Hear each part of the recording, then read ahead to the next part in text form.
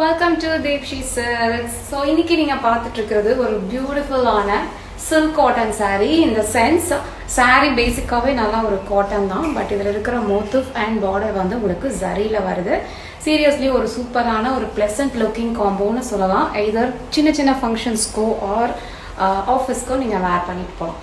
So sari வந்து colour பார்த்தீங்கன்னா ரொம்ப ஒரு மைல்டான மெஹந்தி க்ரீன் தான். மேபி ஸ்க்ரீனில் பார்க்க ஒரு பேரட் க்ரீன் மாதிரி தெரியலாம், ஆனால் மெஹந்தி க்ரீன் தான்.